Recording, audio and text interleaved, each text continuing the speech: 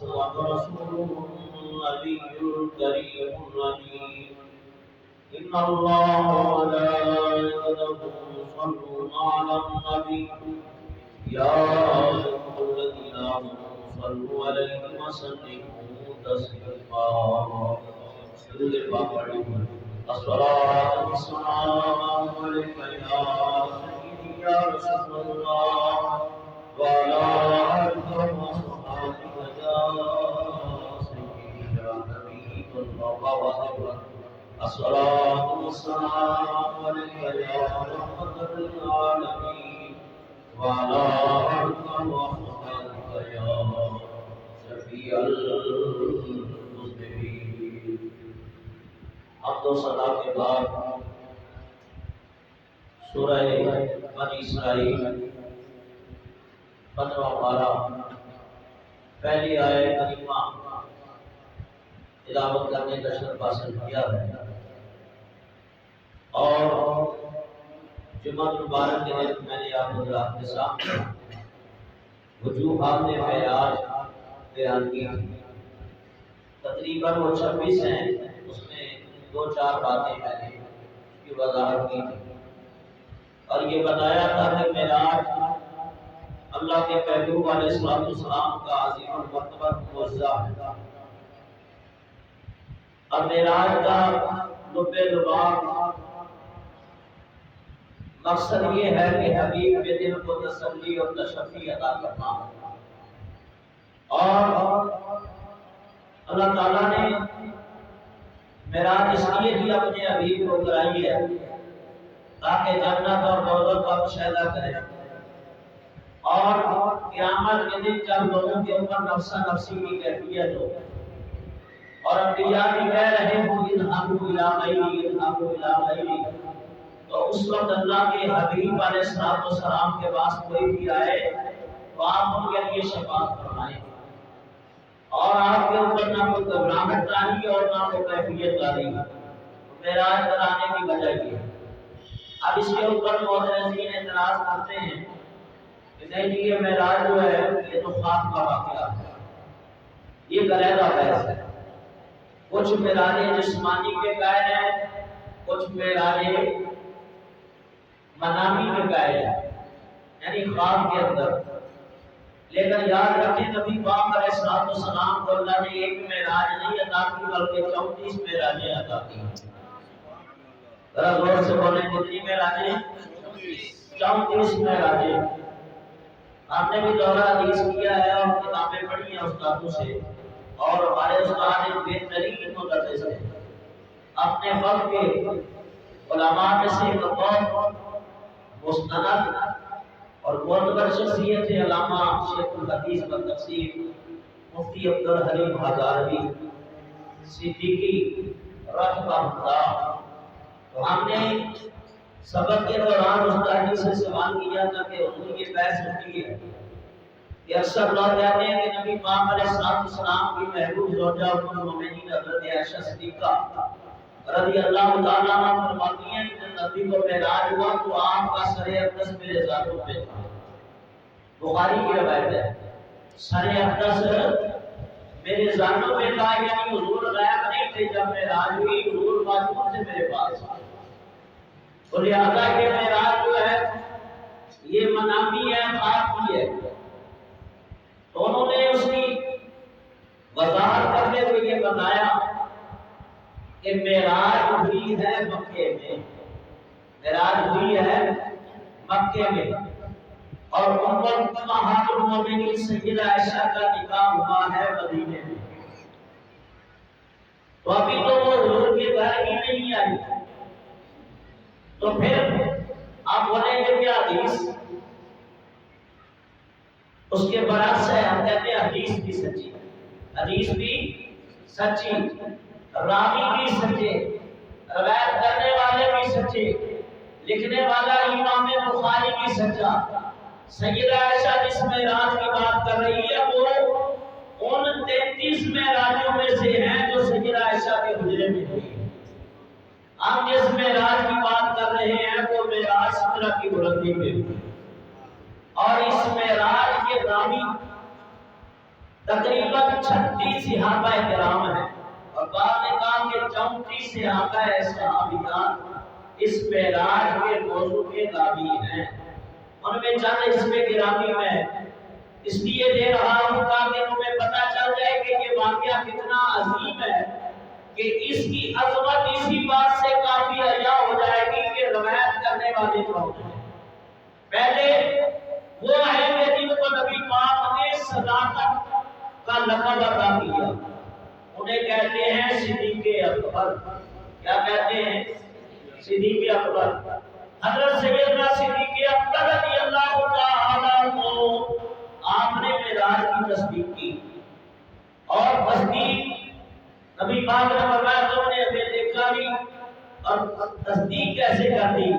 یا رسول اللہ کے حبیب یہ تو چھوٹی بات ہے، اس سے بڑی بات ہوگی تو ہم اس کی بھی تصدیق کرتے ہیں کہ اللہ نے آپ کو ہماری طرف نبی بنا کے بھیجا۔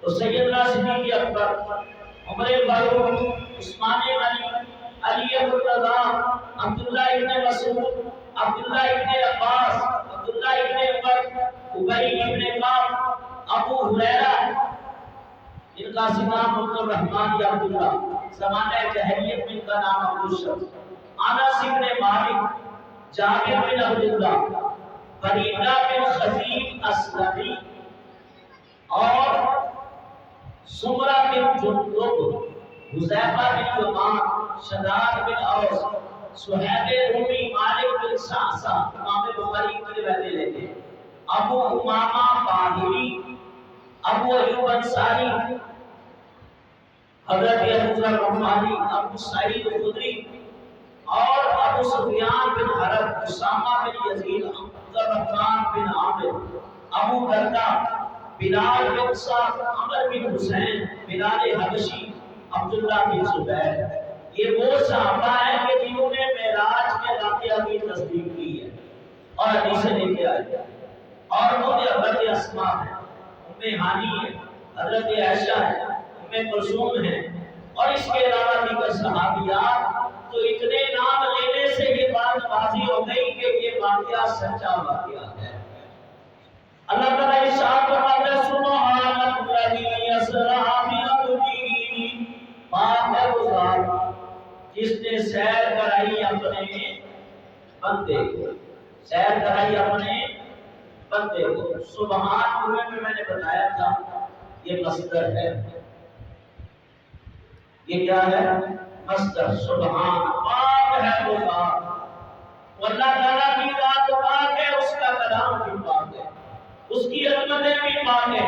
سبحان کہہ کے تمام جو اعتراضات ہونے تھے، لوگوں نے جو کمزوریاں تلاش کرنی تھی حضور کے معجزات اور معراج کے اندر، سبحان کہہ کے تمام کا رد کر دیا، تمام کا جواب دے دیا کہ معراج کرانے والا میں خود پروردگار۔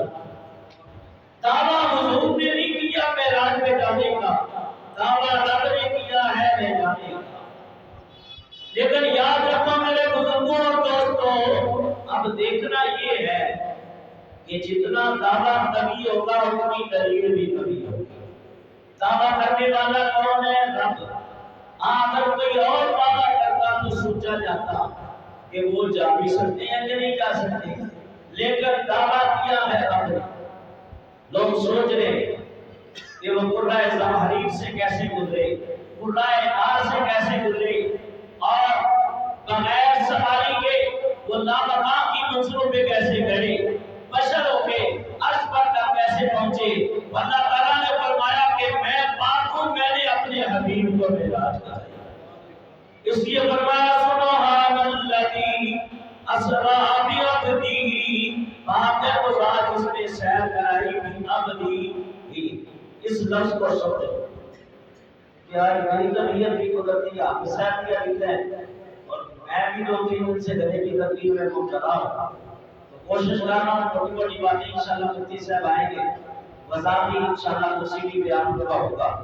تو فرمایا کہ عبدہ، پاک ہے وہ ذات جس نے سیر کرائی اپنے بندے کو، اپنے بندے کو۔ اگر ان کی بات مان لی جائے جو اعتراض کرتے ہیں کہ یہ معراج خواب کے اندر ہے، تو پھر اللہ تعالیٰ قرآن کریم کے اندر خواب کے لیے کون سا لفظ استعمال فرماتا ہے؟ توجہ چاہوں گا۔ اللہ تعالیٰ ارشاد فرماتا ہے قد صدقت الرؤیا انا کذالک نجزی المحسنین۔ اے ابراہیم آپ نے خواب سچا کر دکھایا، خواب سچا کر دکھایا۔ تو قرآن کے اندر خواب کے واقعات کو کیا کہتے ہیں؟ رؤیا۔ کیا کہتے ہیں؟ یہ بڑی بڑی بڑی والے ہوتے ہیں، اگر آپ نے توجہ کر رؤیا۔ اور ایک لفظ خواب کے اندر قرآن نے اور بیان کیا، یا بنی انی ارا فی المنام انی اذبحک فانظر ماذا تری۔ حضرت ابراہیم علیہ السلام نے فرمایا بیٹے اسماعیل سے، اے بیٹا میں نے خواب دیکھا ہے۔ کیا دیکھا ہے؟ خواب۔ تو خواب کے لیے کتنے لفظ ہو گئے؟ ایک رؤیا، کیا ہو گیا؟ رؤیا۔ ایک ہو گیا منام۔ تو پتہ یہ چلا کہ اب بھی جب بولیں گے تو یہ خواب نہیں ہے، یہ حقیقت ہے۔ مثلا میں بولوں یہ صوفی انور سے بیٹھے ہیں، میں بولوں یہ اللہ کے بندے بیٹھے ہوئے ہیں، تو آپ میری بات کو رد کریں گے؟ نہیں جی آپ صحیح کہہ رہے ہیں، اللہ کا بندہ ہی تو ہے۔ تو اس سے مراد کیا ہے؟ ان کی روح مراد ہے یا ان کا پورا جسم مراد ہے؟ تو آپ بولیں گے کہ جب اللہ کا بندہ ہوگا تو پورا جسم ہی مراد ہوا۔ تو یاد رکھو بھی عبدی ہی فرما کر اس بات کو واضح کر دیا گیا کہ یہ خواب صرف روح کو نہیں، یہ معراج صرف روح کو نہیں بلکہ روح مع جسد کرائی گئی، روح مع جسد کرائی گئی ہے۔ اور یاد رکھو اللہ یہاں یہ بھی فرما سکتا تھا بھی رسول ہی، لیکن نہیں فرمایا، بھی نبی ہی، یہ بھی نہیں فرمایا، بھی عبدی ہی کیوں فرمایا؟ یاد رکھو رسول علیہ السلام کی ویسے تو کئی شانیں ہیں، لیکن اللہ کے نبی کی دو حیثیتیں ہیں، ایک خالق المخلوق، خالق المخلوق، ایک مخلوق الخالق۔ یعنی نبی جب دنیا میں آتا ہے تو خالق سے مخلوق کی طرف آتا ہے، اور جب مخلوق کو چھوڑ کر جاتا ہے تو پھر خالق کی طرف منتقل ہوتا ہے۔ تو بات سمجھنے سمجھانے کے لیے ہوتی ہے۔ وہی رسول جب مخلوق کی طرف آیا اللہ نے کیا فرمایا؟ قد جاءکم من اللہ نور، اے لوگوں تمہارے پاس میرا نور آیا، یا فرمایا تمہارے پاس میرا رسول آیا، تمہارے پاس میرا نبی آیا۔ اور یہی نبی جب اللہ کی بارگاہ میں رات کو عبادت کے لیے کھڑے ہوتے تھے تو یا اللہ تیری بارگاہ میں تیرا بندہ حاضر ہے، تیرا بندہ حاضر ہے۔ تو بات سمجھنے سمجھانے کے لیے ہوتی ہے۔ اللہ تبارک و تعالیٰ نے ہمیں جب نبی عطا فرمایا تو ارشاد فرمایا لوگوں تمہارے پاس میرا رسول آیا، تمہارے پاس میرا نبی آیا، تمہارے پاس میرا حبیب آیا۔ اب اس بات کو بالکل واضح کر دیتا کہ ذہن میں خلش باقی نہ رہے۔ دیکھو ایک بادشاہ ہوتا ہے، بادشاہ جب قوم کے سامنے جاتا ہے تو قوم کیا کہتی ہے؟ ہمارا بادشاہ آ گیا، ہمارا بادشاہ آ گیا۔ اور وہی بادشاہ جب ماں کے پاس جاتا ہے تو ماں کیا کہتی ہے؟ میرا بیٹا آ گیا۔ کیا آ گیا؟ ماں کہے گی کہ میرا بادشاہ آ گیا۔ وہ بادشاہ بے شک ہے، اس میں کوئی شک نہیں، لیکن وہ قوم کا ہے، ماں کے لیے بیٹا ہے۔ اب وہی بیٹا جب وہ ماں کے سامنے گیا تو بیٹا کہلایا، اور قوم کے سامنے گیا تو بادشاہ تمہیں بڑھ رہا۔ اسی طرح اللہ تعالیٰ کے پیارے حبیب علیہ السلام اللہ تعالیٰ کی بارگاہ میں گئے تو بھی عبدی ہی کہلائے کہ اللہ نے فرمایا میرا بندہ میرے پاس آیا۔ اب اس کے اندر بھی بڑے نکتے، آپ کو بادشاہ جب قوم کے سامنے جائے تو قوم کہے کہ بیٹا آ گیا، بیٹا آ گیا، بیٹا آ گیا، تو بیٹا کہنے میں کوئی شک ہے؟ بیٹا تو ہے نا بیٹا، لیکن وہ قوم کا نہیں ہے، قوم کا وہ بادشاہ۔ اگر کہ دیکھو جی وہ بیٹا آ گیا، بیٹا آ گیا، تو کہیں گے بڑے بدتمیز آدمی، ان کو پتہ ہی نہیں ہے کہ بادشاہ کی قدر کس طرح کرنی ہے، اس کو بلانا کس طرح ہے۔ تو بے شک اس کے بیٹے ہونے میں کوئی شک نہیں، لیکن بیٹا وہ ماں کا ہے، قوم کا وہ بادشاہ ہے۔ تو بات سمجھنے سمجھانے کے لیے ہوتی ہے۔ جب حضور ہماری طرف آئے تو اللہ نے فرمایا میرا نور آیا، میرا رسول آیا، میرا حبیب آیا۔ لیکن وہی بیٹا جب ماں کے سامنے گیا تو بیٹا کہلایا۔ تو حضور اللہ کے عبد ہیں، جب اللہ کی بارگاہ میں پہنچے تو آپ نے مقام ابدیت کے اوپر قائم ہوئے۔ اللہ نے فرمایا میرا بندہ میرے پاس آیا۔ آپ بندوں کے اندر بھی فرق ہے۔ سنو، بندے تین قسم کے ہیں، ایک ہے عبد عابد، عبد عابد، ایک ہے عبد رقیق، ایک ہے عبد معصوم۔ تین طرح کے بندے ہیں۔ عبد عابد کون ہے؟ جتنے کفار اور مشرکین ہیں۔ عابد کا معنی بھاگنے والا، یعنی یہ اپنے رب کی سرکشی اور نافرمانی کر کے بھاگے ہوئے ہیں، تو یہ عبد عابد ہے۔ ایک عبد معصوم کہلاتے ہیں کہ جو اذن دیے گئے۔ ایک عبد رقیق ہیں، وہ عبد کہ جنہوں نے اپنے مالک کی صحیح فرما برداری کی، مالک کی صحیح فرما برداری کی، نماز پڑھی، روزہ رکھا، حج کیا، زکات ادا کی، اللہ کا ذکر کیا، حرام اور حلال میں تمیز کیا، ہمیشہ اچھے راستے پہ چلے، یہ عبد رقیق ہے۔ ایک ہے عبد معصوم، اذن دیے گئے۔ تو اذن بعض اوقات کام کرنے والا اپنے مالک کے پاس جب کام کرتا ہے تو مالک خوش ہو کے اس کی اطاعت 10 سال کرتا ہے، 20 سال کرتا ہے، 15 سال کرتا ہے، مالک اپنا اعتماد ہو جاتا ہے، تو مالک کہتا ہے کہ اب میرے اس متحدی کا جو حکم ہے وہ میرا ہی حکم ہے۔ اس طرح اگر وزیر اچھا ہو تو بادشاہ کہتا ہے کہ میرے وزیر کی اطاعت میری اطاعت، اس کا حکم میرا حکم ہے۔ تو جتنے انبیاء اور مرسلین ہیں وہ سارے عبد معصوم ہیں کہ انہوں نے اپنے رب کو راضی کر لیا، اللہ کی طرف سے حکم آ گیا کہ ان کی اطاعت میں خدا کی فرما برداری۔ تو اس لیے فرمایا نہیں ہوتے ایک رسول فقط اطاع اللہ، کہ جس نے رسول کی اطاعت کی اس نے اپنے رب کی اطاعت کی۔ تو حضور عبد بھی ہیں، اور ایسے اقبال کہتا ہے عبد دیگر عبد ہو چیزیں دیگر، عبد دیگر عبد ہو چیزیں دیگر، ای سراپا انتظار او منتظر۔ فرمایا ایک عبد وہ ہے کہ جس کا جو انتظار کرتا، کیا کرتا ہے؟ انتظار۔ اب لوگ اس آسرے میں کرتے ہیں ہماری تقریر سنائی جائے، یہ غلط اساس ہے، یہ باتیں کر رہا ہوں یہ بھی بہت بڑی بات ہے، اللہ نے ہمت دیا تو میں آپ کے سامنے کر رہا ہوں۔ تو فرمایا کہ عبد اللہ کا انتظار کرے، وہ دور پہ آ جائے کہ یا اللہ مجھے اپنے کلام سے مستفید فرما۔ عبد دیگر عبد ہوں چیزیں دیگر، عبد اور ہے عبد ہوں کوئی اور ہی چیز ہے۔ ای سراپا انتظار منتظر، کہ فرمایا کہ یہ انتظار کرے، اور عبد اور ہے کہ جس کا رب انتظار فرمائے۔ کیوں؟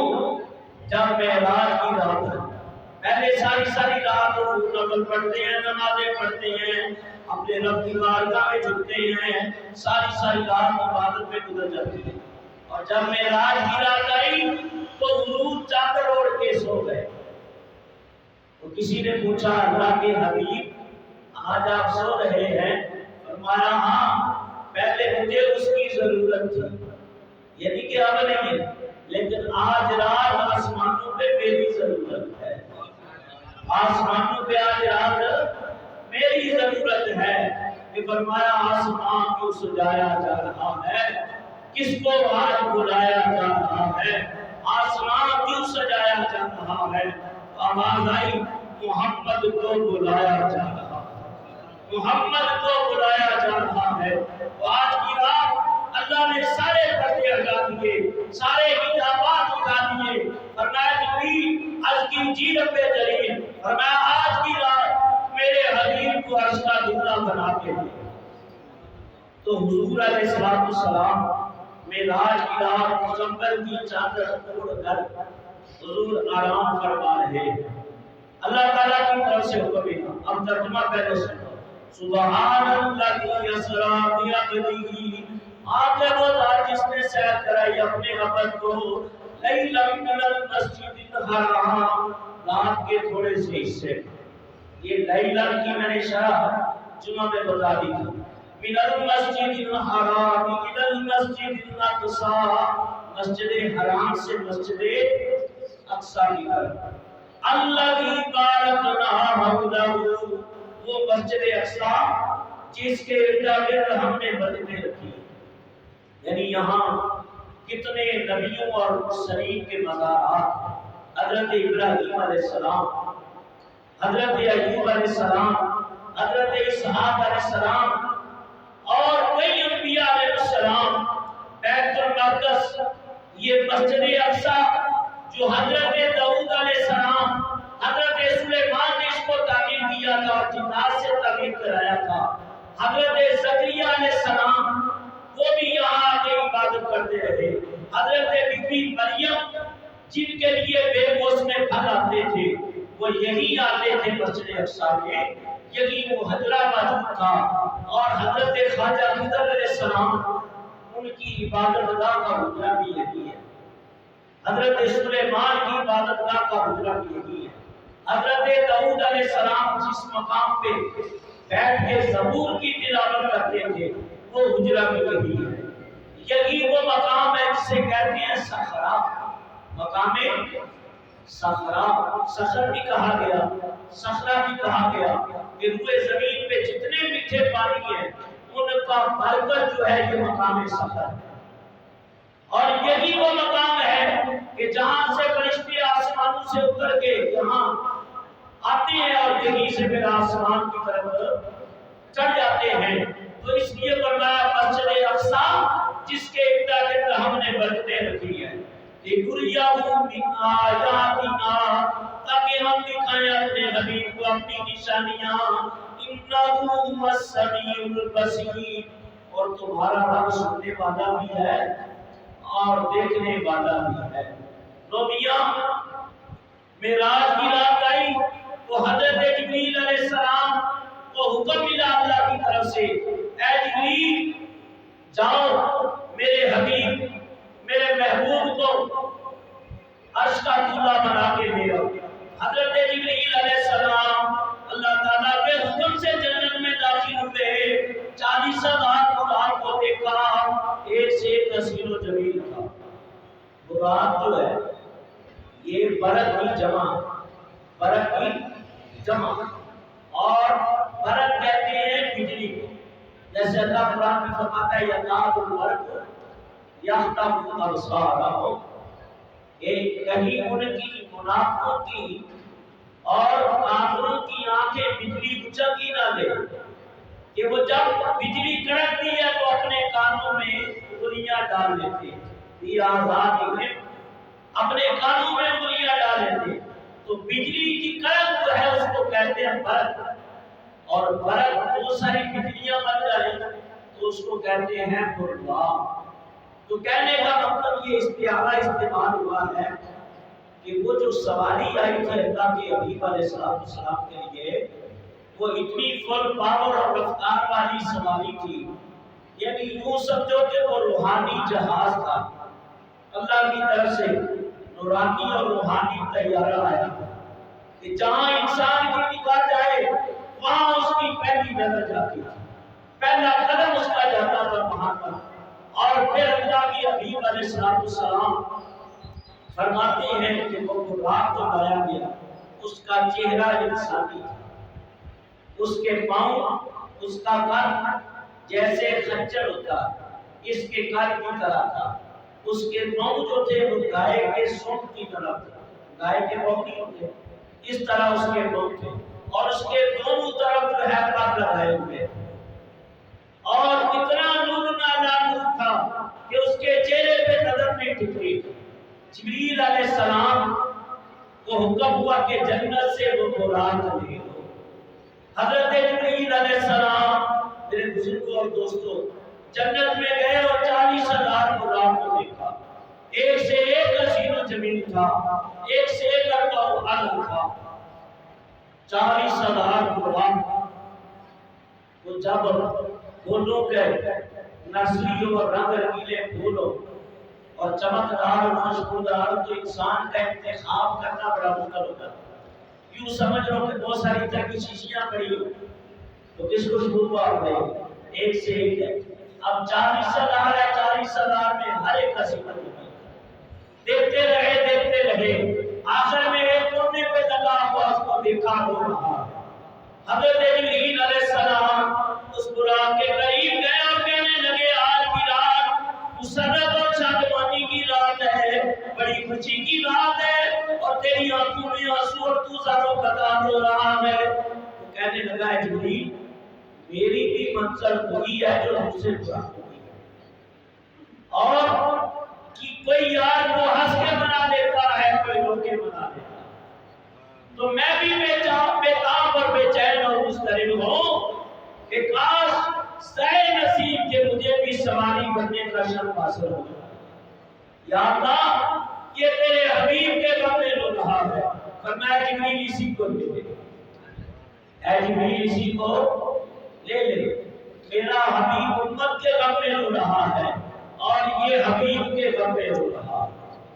تو یاد رکھو کوئی تو پیسوں کے لیے روتا ہے، کوئی عورتوں کے لیے روتا ہے، کوئی دنیا کے مال کے لیے روتا ہے۔ خوش نصیب ہے جو اللہ اور اس کے رسول کی یاد میں ہوتے ہیں، اس لیے کہ اللہ کو دو قطرے بڑے پیارے ہیں، ایک وہ آنکھ جو اللہ کے خوف سے روئے اور آنکھوں سے آنسو بہہ جائے اور حضور ساری عمر روتے رہے اپنی امت کے لیے۔ اگر خوف خدا سے آنکھوں سے آنسو جاری، یہ جو بال ہے جن کو پلکیں کہتے ہیں، اگر یہ خدا کے خوف سے ایک بار بھی گیلا ہو گیا تو یہ ایک بار بھی قیامت کے دن اللہ کی بارگاہ میں بخشش کروائے گا اور اللہ فرمائے گا کہ تو بھیگا ہے لہذا تجھے میں جہنم میں جانے نہیں دوں گا۔ تو اللہ کی بارگاہ میں عرض کرے گا مولا میں جس جسم کے ساتھ ہوں میں بھی اس جسم سے جدا ہونا نہیں چاہتا، میں اسی جسم کے ساتھ رہنا چاہتا ہوں، لہذا تو اس کے ساتھ مجھے جنت میں داخل کروا۔ تو ایک شہید کے خون کا قطرہ حضور فرماتے ہیں کہ وہ ابھی گرنے نہیں پاتا کہ اللہ تعالیٰ شہید کی بخشش کر دیتا۔ اور نبی پاک علیہ السلام اس امت کی خاطر ہوتے رہے۔ کبھی آپ بھی غور کر لیا کہ حضور کس قدر رہے، اس قدر رہے، اس قدر رہے کہ فرمایا کہ آپ غمگین ہو جاتے۔ سیدہ عائشہ کرتی یا رسول اللہ اس قدر عبادت نہ کرے، اس قدر محنت نہ کرے، اس قدر نہ رویا کرے کہ اللہ نے آپ کو نبیوں کا سردار بنا دیا۔ آپ نے فرمایا اے میری محبوب زوجہ میں جب امت کے گناہوں کو دیکھتا ہوں تو مجھے بے قراری اور اضطرابی کیفیت طاری ہو جاتی ہے کہ اے میری عائشہ میری امت بڑی گناہگار ہے، گناہوں میں ڈوبی ہوئی ہے، تو اس وجہ سے اللہ کا خوف میرے اوپر طاری ہو جاتا ہے کہ قیامت کے دن کہیں اللہ میری امت کو جہنم میں نہ ڈالے۔ اتفاق حضور علیہ السلام کی بارگاہ میں حکم ملا ہے جبریل اسی براق کو لے جاؤ۔ حضرت جبریل علیہ السلام آئے، نبی پاک کی بارگاہ میں براق لے کے حاضر ہوئے، 17,000 فرشتوں کی جماعت آپ کے ساتھ اور نور کی مشعلیں نبی پاک علیہ السلام کے پاس آئے اور پانی لایا گیا، حضور نے غسل فرمایا، بعض روایتوں میں آپ نے وضو فرمایا اور فرمایا امر اللہ جبرائیل ان یدفع الوضوء الى میکائیل فدفعهما الیہ ثم امر اللہ میکائیل ان یفعوا الی اسرائیل ثم الی اسرافیل ثم الی رضوان ثم الی الجنۃ الفردوس ثم امر اللہ تعالی عین یمسحهن وجوههن ففعلتن فازدون نورا وحسنا کہ جب اللہ کے حبیب نے وضو فرمایا تو وضو کا پانی ایک برتن میں گر رہا تھا. کہاں گر رہا تھا؟ برتن. اور ایک مسئلہ بھی سن لو کہ جب آپ وضو کرتے ہیں تو گناہ گرتے ہیں. گناہ اس لیے اللہ کے حبیب فرماتے ہیں اذا توضأ فاحسن الوضوء کہ جب وضو کرو تو اسباب الوضوء اچھی طرح وضو کرو. چہرہ دھویا تو چہرے کے گناہ دے، ہاتھ دھویا تو ہاتھ کے گناہ، اور آپ کے جسم سے لگ کے پانی جو نیچے آیا وہ مائع مستعمل ہو گیا. اب اس قابل نہیں کہ دوبارہ اس سے وضو کیا جائے، وہ پانی کا پاک. اس لیے کہتے ہیں وضو کا پانی جو ہے اس کے قطرے مسجد میں نہ گرے. کراہیت ہے، مکروہ ہے، بلکہ رومال رکھا کریں تاکہ صاف کر کے مسجد میں آیا ہے. لیکن نبی پاک علیہ السلام جب وضو کرتے ہیں تو پانی نہ پاک نہیں ہوتا بلکہ پانی کو اور برکتیں مل جاتی ہیں اور طہارتیں نصیب ہو جاتی ہیں. اور وہی پانی جو حضور کے وضو کا تھا اللہ کی طرف سے حکم ملا جبرائیل کو دے دو. جبریل نے لیا. ان کو حکم ملا میکائیل کو دے دو، انہوں نے لیا. ان کو حکم ملا اسرائیل کو دے دو، انہوں نے لیا. ان کو حکم ملا اسرافیل کو دے دو، انہوں نے لیا. ان سے حکم ہوا رضوان جنت کی رضوان کو دے دو، انہوں نے لیا. حکم ہوا جنت الفردوس وہ جنتیوں کو بھی دے دو. پھر حکم ملا ثم امر اللہ تعالی حور العین جنت کی حوروں کو بھی دے دو. تو جنت کی حوروں نے بھی اس پانی کو تبرک سمجھ کے اپنے جیب میں بند دیا. اور جب حضور کے وضو کا بچا ہوا پانی این یمسحهن وجوههن وفعلهن جب اپنے چہروں پہ مسا کیا فازدون نورا وحسنا ان کا نور بھی زیادہ ہو گیا، ان کی خوبصورتی بھی زیادہ ہو گئی. پتہ چلا. اب یہی حدیث کو دیکھ کر مجھے بخاری کی ایک روایت یاد آ جاتی ہے. نبی پاک علیہ السلام بخاری کے اندر امام بخاری اس حدیث کو لے کے آئے ہیں کہ حضور جب وضو کرتے تو صحابہ اس پانی کو نیچے گرتے نہیں دیتے. تو کیا ہوتا ہے؟ کوئی صحابہ کو نہیں ملتا تھا. حضرت بلال کے ہاتھوں پہ ایسے ہاتھ مس کرتے، ایسے ہاتھ مس کرتے. جب مس کرتے تھے تو انہیں بھی تھوڑی سی پانی کی تری نصیب ہو جاتی تھی. تو پتہ یہ چلا کہ صحابہ کے نزدیک نبی پاک علیہ السلام کے وضو کا پانی بھی بڑا ہی مقدس ہے. یہ نبی پاک کے جسم سے لگ کر ہو تو نبی پاک علیہ السلام آپ نے وضو فرمایا، جنتی جوڑا سے اوپر فرمایا. حضرت جبریل علیہ السلام آپ کی بارگاہ میں قرآن کو لے کے حاضر ہوئے اور حضور علیہ السلام نے تیاری کی اور حضور کا امامہ حضور نے اپنے سر اقدس پہ رکھا کہ نوری محفل پہ چادر تنی اڑتی، نور پھیلا ہوا آج کی رات ہے. دونوں عالم مسرت میں ڈوبے ہوئے ہیں. عید کا دن ہے یا رحمت کی یہ رات ہے. فرمایا کہ لن ترانی کہاں، من رانی کہاں، جس کا سایہ نہیں اس کا ساتھی کہاں، اس کا عتق و جزا آج کی رات ہے. اتنے رحمت فرشتے چھڑکتے چلے، چاند تارے جدوں میں بہتے چلے، جس کی خوشبو سے رہتے مہکتے چلے. کہ کشاں سے آج کی رات ہے. اور اللہ کے حبیب علیہ السلام آپ نے جو امامہ نور کا زیب تر فرمایا اس کے پہلے اوپر کے 4 حرف اس پہ اوپر لکھا ہوا تھا وَالْأَوَّلُ وَالْآخِرُ وَالظَّاهِرُ وَالْبَاطِنُ وَهُوَ بِكُلِّ شَيْءٍ عَلِيمٌ. وہی اول بھی ہے وہی آخر بھی ہے، وہی ظاہر بھی ہے، وہی باطن بھی ہے، وہ بكل شيء عليم، ہر چیز کا علم رکھنے والا ہے۔ عبدالحق واقع سے دل بھی فرماتے ہیں یہ آیہ کریمہ 27واں پارہ غالباً سورۃ الحدید ہے، فرمایا یہ آیت کریمہ حمد خدا بھی ہے، ذات مصطفیٰ بھی ہے۔ ایک مرتبہ مسند الفردوس والے بڑی پیاری بات کی، مسند الفردوس بہت بڑا محدث ہے، وہ لکھتا ہے کہ ایک نے جبریل علیہ السلام حضور کی بارگاہ میں آئے تو یوں سلام پیش کیا، الصلاۃ والسلام علیک یا اول، الصلاۃ والسلام علیک یا آخر، یا ظاہر یا باطن، کہ آپ اول ہیں آپ آخر ہیں، ظاہر ہے باطن ہے۔ حضور نے فرمایا جبریل آج مجھے سلام ایسے کیوں کر رہے ہو؟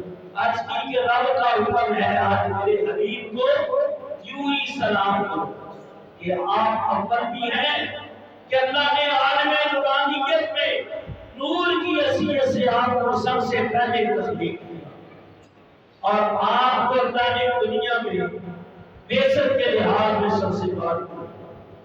فرمایا کہ بس ظاہر اور باطن، اللہ نے آپ کو اور آپ کے دین کو ظاہر کر دیا روئے زمین کے اوپر، بل باطن، اور جو بھی عاشق رسول ہے اس کے باطن میں دل کے اندر آپ کی محبت موجود ہے۔ اللہ کے حبیب علیہ السلام آپ کے امامے کے اوپر کئی لکھا ہوا تھا، وما ارسلناک الا رحمۃ للعالمین، کہ لکھا تھا ارسلت الی الخلق کافۃ، اور بعد میں یہ بھی کہا لکھا تھا قد جاءکم من اللہ نور، کہ ہم نے آپ کو نور بنا کے دنیا میں بھیجا۔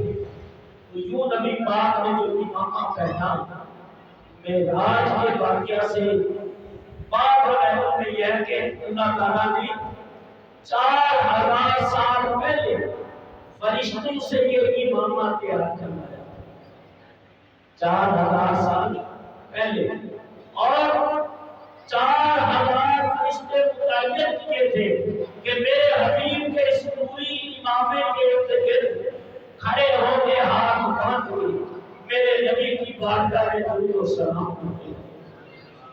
وہ 4000 سال سے درود و سلام کی ڈالیاں پیش کر رہے تھے، اس کی عادت پاتے تاج والے دیکھ کر، تاج والے دیکھ کر تیرا امامہ نور کا، سر جھکاتے ہیں الہی بول والا نور کا، صبح پیدا میں ہوئی بڑھتا ہے بارہ نور کا، صدقہ لینے نور کا آیا ہے تارا نور کا۔ تو حضور نے وہ امامہ اپنے سر انور پہ رکھا، جنتی پوشاکیں پہن اب جانے کا ٹائم، سبحان اللہ، جلدی پاک آواز تو نبی پاک علیہ السلام کی بارگاہ میں قرآن پیش کیا گیا، قرآن پیش کیا گیا۔ اللہ کی حبیب علیہ السلام جب آپ کی بارگاہ میں قرآن کی سواری پیش کی گئی، حضور کی آنکھوں میں آنسو جاری ہو گئے، تو نبی پاک غمناک ہو گئے۔ حضرت جبریل علیہ السلام نے عرض کی یا رسول اللہ، یہ خوشی کے لمحے، مسرت کے، شادمانی کے لمحات، اور آپ کی آنکھوں میں آنسو، اور میں جبریل مجھے اپنی امت یاد آ گئی، مجھے حشر کا دن یاد آ گیا، مجھے پرسرات کا مقام یاد آ گیا کہ آج میرے لیے تو یہ سواری ہے، لیکن کل جب میری امت پرسرات سے گزرے گی تو ان کے لیے کون سی سواری ہے؟ حضرت جبریل علیہ السلام عرض کرنے لگے یا رسول اللہ میں وعدہ کرتا ہوں، اور آپ بھی اللہ کی بارگاہ میں التجا کریں، میرا پیغام پہنچا دیں، جب آپ کی امت پرسرات سے گزرے گی تو جبریل اپنے پروں کو بچھا دے۔ کہاں ہماری یہ بھوکی، ہماری صورت، کہاں یہ ہماری بدکرداریاں، اور کہاں ہماری نالائکیاں، کہاں نافرمانیاں اور سرکشیاں اور برائیاں، ہم تو اس قابل بھی نہیں، اور جبریل پر بچھا رہے ہیں۔ وہ ہمیں اور تمہیں نہیں دیکھ رہے، وہ دیکھ رہے ہیں حضور کے چہرے، کہ نبی پاک کو غم امت کا ہے اور محبوب کو امت بڑی پیاری ہے، لہذا امت کی خدمت کرو، نبی راضی رہے۔ بھائی پیر سے پیار ہوتا ہے تو پیر کی اولاد بھی اچھی لگتی ہے۔ امام حسن سے پیار ہے کہ نہیں؟ امام حسین سے، حضرت علی سے، بی بی فاطمہ سے، تو یار کے جو گھرانے والے ہیں، جو یار کی نسبتیں ہیں، ان سے پیار کرو گے تو یار بھی راضی رہے گا۔ جبریل بھی سوچ رہے تھے کہ امت کی خدمت میں پر بچھا دیے جائے، حضور بھی خوش ہو گئے، جب حضور راضی رہے تو رب بھی راضی رہے۔ تو حضور کی رضا کے لیے یہ وعدہ کر لیا، فرمایا کہ پل سے اتارو کے راہ گزر کو خبر نہ ہو، پل سے اتارو کے راہ گزر کو خبر نہ ہو، جبریل پر بچھائے تو پر کو خبر نہ ہو، جبریل پر بچھائے تو پر کو خبر نہ ہو۔ اس لیے اللہ کے حبیب فرماتے ہیں، کسی صحابی نے سوال کیا، یا رسول اللہ حشر کا دن ہوگا، نفسہ نفسی کا عالم ہوگا، اور آپ انبیاء و مرسلین کے وظیفے میں ہوں گے، وہ ہم گناہ گار آپ کو کہاں تلاش کریں؟ فرمایا یاد رکھو کبھی تو میں اس مقام کے اوپر ہوگا جہاں میری امت کے نام اعمال کھل رہے تاکہ میرے کسی امتی کا نام اعمال کم ہو جائے تو میں اس کو پورا کر دوں گا، اس کی سفارش کر کے جنت میں، اللہ کی جنت میں داخل کرواؤں گا۔ اور ایک کہاں ہوگا کہ میرا کوئی امتی پیاسا ہو تو میرا آب کوثر کے جام پر بن کے پلاؤں گا۔ تیسرا مقام یہ ہوگا کہ پر جبریل کے پیچھے ہوں گے، مقام پرسرات ہوگا، اور میں دعا کروں گا سجدے میں ڈال کر، رب سلم امتی، رب سلم امتی، رب سلم امتی، یا اللہ میری امت کو سلامتی کے ساتھ گزار دے۔ اعلیٰ حضرت فرماتے ہیں کہ جب ہم جبریل کے پیچھے اور دعا کے لیے ہاتھ پہ مصطفیٰ کے ہوتے تو پھر ہمیں کس چیز کا غم ہے؟ فرماتے ہیں کہ ہم تو ایسے ہی گزر جائیں گے کہ رضا کو سے اب وجد کرتے گزریے، رضا کو سے اب وجد کرتے گزریے کہ ہے رب سلم صدائے، کہ ہے رب سلم صدائے محمد۔ تو حضرت جبریل نے وعدہ کر دیا، حضور قرآن کے اوپر سوار ہوئے، نبی پاک علیہ السلام قرآن کے اوپر سوار ہوئے اور آپ قرآن چلنے لگے۔ دیکھتے ہی دیکھتے فرمایا کہ مسجد اقصی جہاں اقصی پہنچے محمد بھی آئے، جہاں اقصی پہنچے محمد بھی آئے، نبی سن کھڑے انتظاری چسارے تے نبیاں کو آدم نے فرمان کیتا، صفا ٹھیک کر لو امام، صفا ٹھیک کر لو امام آ گیا ہے۔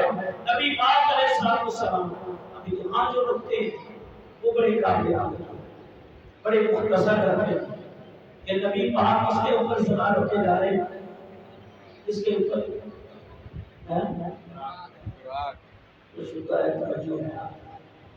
قرآن کے اوپر، اور حضور قرآن کے اوپر سوار ہو کے مسجد اقصی میں پہنچے، اور قرآن کی رفتار میں آپ کو بتا چکا۔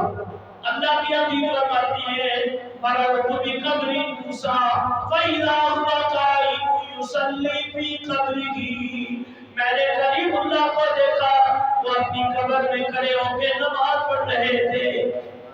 معراج کی رات حضور قرآن پہ سوار اور موسیٰ علیہ السلام اپنی قبر میں نماز پڑھ رہے ہیں، تو پتہ کیا چلا؟ قرآن اتنی رفتار سے جا رہا ہے لیکن حضور کی نگاہیں اس سے بھی تیز ہیں، نبی پاک کی نگاہیں اس سے بھی تیز ہیں، ایک گولی چلاؤ تو پتہ چلتا ہے قرآن اس سے بھی تیز تر ہے۔ اس تیز رفتاری کے عالم کے اندر حضور نے کلیم اللہ کو اپنی قبر میں کھڑے نماز پڑھتے ہوئے بھی دیکھ لیا۔ ابھی پاک کا فرمان سچ ہے، یہ بخاری کی حدیث ہے جو میں نے پڑھی۔ مسئلہ کیا پتہ چلا؟ مسئلہ پتہ یہ چلا کہ انبیاء اپنی قبروں میں زندہ ہوتے ہیں، انبیاء اپنی قبروں میں زندہ ہوتا، جو زندہ ہوگا وہی نماز پڑھے گا، مردے تو نماز نہیں پڑھے گا۔ اور یاد رکھو جو نبیوں کو مردہ کہتے ہیں وہ خود مردہ، نبی زندہ، نبی زندہ ہے۔ یہ ہم سب مسلمانوں کا عقیدہ اور ایمان ہے۔ نبی پاک علیہ السلام مسجد اقصی میں پہنچے، حضرت موسیٰ علیہ السلام وہاں بھی موجود ہے، ادھر قبر میں بھی ہے، اور پھر جب حضور آسمان کی طرف گئے تو چھٹے آسمان میں بھی موسیٰ علیہ السلام موجود ہے۔ تو نبی تو ایک ہے، جسم تو ایک ہے، مسجد اقصی میں موجود، قبر میں موجود، چھٹے آسمان میں موجود۔ تو اس کا جواب مفسرین دیتے ہیں کہ حضور جا رہے تھے براق کی رفتار سے۔ کس کی رفتار سے؟ براق کی رفتار سے جا رہے تھے، اور انبیاء نبوت کی رفتار سے جا رہے تھے۔ کلیم اللہ اپنی نبوت اور رسالت کی رفتار سے گئے، حضور براق کی رفتار سے گئے، تو پتہ یہ چلا کہ نبوت اور رسالت کی رفتار جو ہے وہ براق سے بھی زیادہ ہے۔ اس لیے اللہ نے نبیوں کو یہ نبوت و طاقت عطا فرمائی۔ اب مسجد اقصی کے اندر جب حضور پہنچے، سبحان اللہ، اللہ کے حبیب علیہ السلام مسجد اقصی کے اندر تشریف لے گئے، اور حضور نے وہاں جا کر آرام فرما ہوئے تو دیکھا کہ تمام نبی موجود ہیں، تمام انبیاء مرسلین موجود ہیں۔ اب مسئلہ سنو، دیکھو میں اس مسئلے کے اوپر کھڑے ہوتے نماز پڑھاتا ہوں، مجھے محلے والوں نے اور کمیٹی نے متعین کیا، امام متعین ہوتا ہے۔ صورت مسئلہ یہ ہے کہ بڑے سے بڑا عالم بھی آتا ہے، لیکن جو امام متعین ہوتا ہے وہی نماز پڑھاتا ہے، وہی نماز پڑھاتا ہے۔ ہاں اگر کوئی بڑا عالم آ جائے، بڑا مفتی آ جائے، شیخ الحدیث ہو جائے، تو جو علم میں نے پڑھا ہے وہ علم مجھے کچھ سبق بھی دیتا ہے۔ وہ کیا دیتا ہے؟ سبق۔ بھئی بڑا عالم آ گیا ہے تو ان کی حوصلہ افزائی کرو، عزت کرو، ان کو آگے بڑھو، ان کو آگے کر دو، تاکہ بزرگوں کا ادب احترام قائم رہے۔ تو یاد رکھو یہاں سارے بزرگ انبیاء کی جماعت ہے، رسولوں کی جماعت ہے، اس میں حضرت آدم بھی ہے، حضرت ابراہیم بھی ہے، حضرت اسماعیل بھی ہے، حضرت موسیٰ علیہ السلام بھی ہے، حضرت عیسیٰ علیہ السلام بھی ہے، حضرت ادریس علیہ السلام بھی ہے۔ تو جبریل علیہ السلام نے ان تمام انبیاء کی جماعت کے اندر اور صحب بہائے شریعت نے یہ مسئلہ لکھا ہے کہ ایک جگہ بہت سارے علماء جمع ہو گئے، تو اس میں مسئلہ یہ دیکھنا ہے کہ ان میں بڑا عالم ہو، بڑا عالم اور جو بڑا عالم ہو وہ نماز پڑھے۔ جیسے عام مجمع ہوتے ہیں، جلسے ہو جاتے ہیں، جمع ہو جاتے ہیں، تو جو بڑا عالم ہو وہ نماز پڑھے۔ یہ مسئلہ بھی ہے، اگر علم میں برابر ہے تو پھر ان کے زہد اور تقویٰ کو دیکھا جائے کہ جس کا تقویٰ زہد اچھا ہوگا وہ آگے ہوگا۔ زہد تقویٰ میں برابر، علم میں برابر، پھر حسن کو دیکھا جائے گا، حسن میں بھی برابر ہے تو پھر عمر کو دیکھا جائے گا، جو بڑی عمر والا ہے وہ علم کا بڑا امام بنے گا۔ تو جبریل علیہ السلام نے دیکھا یہاں بڑے بڑے حسین و جمیل ہیں، حضرت یوسف جیسے بھی ہیں، حضرت ابراہیم جیسے بھی ہیں، اقصی میں جماعت نبیوں کی دیکھی تو فرشتے ڈھول اٹھے، کیا خوب جماعت ہوتی ہے، کیا خوب امامت ہوتی ہے۔ تو جبریل علیہ السلام نے بڑے مجمع کے اندر نظر دوڑائی تو حضور کا دستے رحمت بنایا، عرض کی یا رسول اللہ، یا حبیب اللہ، ان نبیوں کی جماعت کے اندر، ان رسولوں کی جماعت کے اندر کوئی سب سے زیادہ حسین ہے تو آپ ہیں، سب سے بڑا عالم ہے تو آپ ہیں، سب سے بڑے ظاہر و عامل ہیں تو آپ ہیں، سب سے زیادہ بزرگی والے ہیں تو آپ ہیں، کیونکہ حضور عمر میں بھی سب سے بڑے ہیں، آدم تو بعد میں بنے ہیں، حضور پہلے بنے ہیں۔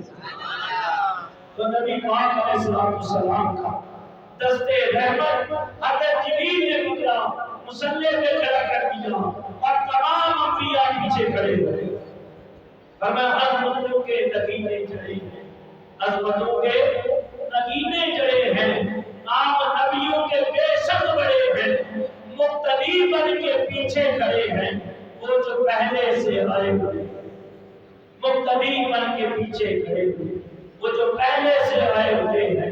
نبی پاک علیہ السلام نے میرے بزرگوں اور دوستوں نماز پڑھائی، اور نماز تو ابھی فرض ہی نہیں، نماز ابھی فرض ہے لیکن حضور نماز پڑھا ہے۔ اور بھائی یہ نماز جو فرض ہوئی ہے یہ معراج کی رات ہوئی ہے، تو پتہ یہ چلا حضور اس سے پہلے بھی نماز اس سے پہلے بھی نماز پڑھ رہے تھے، عالم ارواح کے اندر بھی اللہ کی عبادت کر رہے تھے، عالم نورانیت میں بھی اللہ کی عبادت کر رہے تھے، اور جب یہ زمین آسمان نہیں بنے تھے آپ نور کی صورت میں نصرت بھی رب کی عبادت کر رہے تھے۔ اللہ نے آپ کو بہت بڑا مرتبہ اور مقام اور رتبہ عطا کیا۔ میرے بزرگوں دوستوں، نبی پاک علیہ السلام نے نماز ادا فرمائی۔ اب ہر نبی خطبہ دینے لگا۔ حضرت آدم علیہ السلام اللہ تعالیٰ کی بارگاہ میں گزار ہوئے۔ حضرت آدم علیہ السلام نے پڑھا الحمدللہ الذی خلقنی بیدہ واسجدنی ملائکتہ وجعل الانبیاء من ذریتی۔ سب تعریفیں اس اللہ کے لیے ہیں جس نے مجھے اپنے گلے قدرت سے تخلیق کیا اور اپنے فرشتوں سے میرے لیے سجدہ کرایا، اور جتنے انبیاء جتنے مرسلین ہیں وہ میری ذریت ہی سے۔ نبی پاک نے فرمایا کہ حضرت آدم نے خطبہ دیا، پھر حضرت نوح علیہ السلام کھڑے الحمدللہ الذی اجابنا نبی فنجانی من الفرد بالسبیلۃ وفضلنی بالمغفرۃ۔ سب تعریفیں اس رب کے لیے، حضرت نوح علیہ السلام کہ جس نے کشتی کے ذریعے ہمیں غرق ہونے سے نجات عطا فرمائی اور مجھے نبوت سے سرفراز کیا۔ پھر حضرت ابراہیم علیہ السلام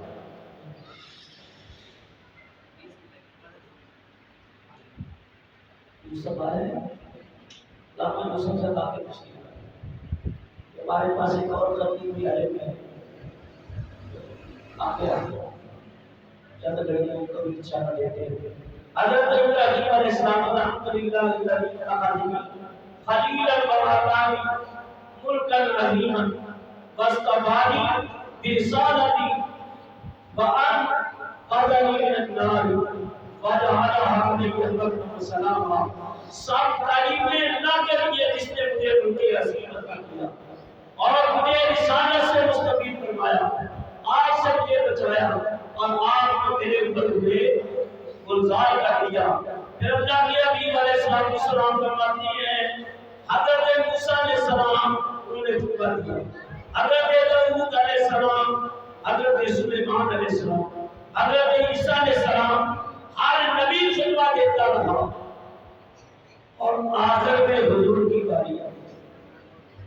بس یہ آخری نقطہ بیان کر رہا ہوں تو نبی پاک نے جو خطبہ دیا وہ خطبہ بڑا کڑی ہے، اگر وہ خطبہ میں بیان کرنا شروع کر دوں تو کم سے کم 2 گھنٹے اسی میں لگ جائے۔